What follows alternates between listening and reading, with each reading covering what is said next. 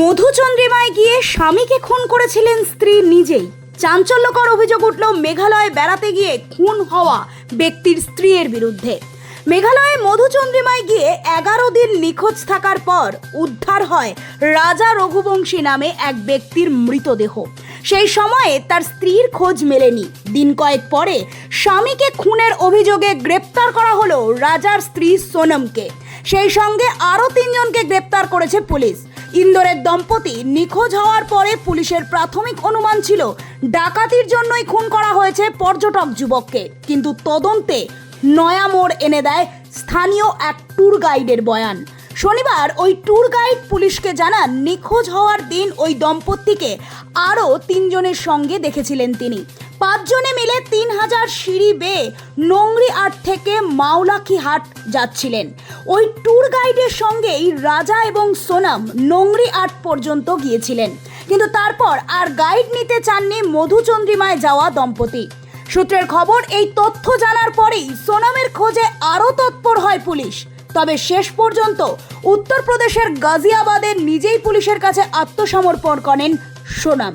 স্বামীকে খুনের অভিযোগে আপাতত গ্রেপ্তার করা হয়েছে তাকে। সেই সঙ্গে উত্তরপ্রদেশ থেকে আরও 1 জন এবং ইন্দোর থেকে 2 জনকে গ্রেপ্তার করা হয়েছে। সকলেই মধ্যপ্রদেশের বাসিন্দা। আপাতত 4 জনকেই জিজ্ঞাসাবাদ করছে পুলিশ। রহস্যের কিনারা করায় মেঘালয়ের মুখ্যমন্ত্রী কনরাড সাংমা পুলিশকে অভিবাদন জানিয়েছেন। शादी सहमति से हुई थी, दोनों परिवार की सहमति से हुई थी, दोनों के बच्चन की सहमति से शादी हुई थी। वहाँ की जो सरकार है वो स्टार्टिंग से पहले दिन से ही गलत बोल रही है, झूठ बोल रही है वो। अच्छा। हाँ, अब ये वहाँ की सरकार को पहले से बताना चाहिए ना ये कहाँ के हैं कहाँ के नहीं है। और बच्ची रात में क्या बोलते हैं गाजियाबाद में आई है, वो होटल वाले से उसने मोबाइल लिया और फिर फोन लगाया भाई के लिए।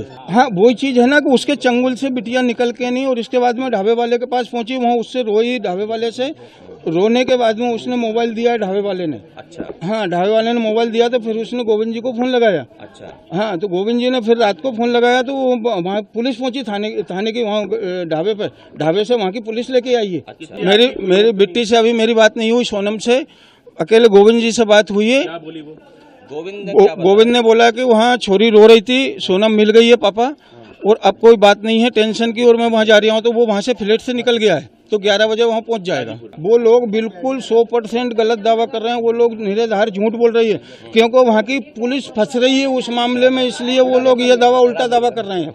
कल हमने प्लान बनाया था, हमारे जो संगठन के जो अध्यक्ष हैं भोपाल से रघुवंशी समाज के, वो लोग हमारे पास कल आए थे।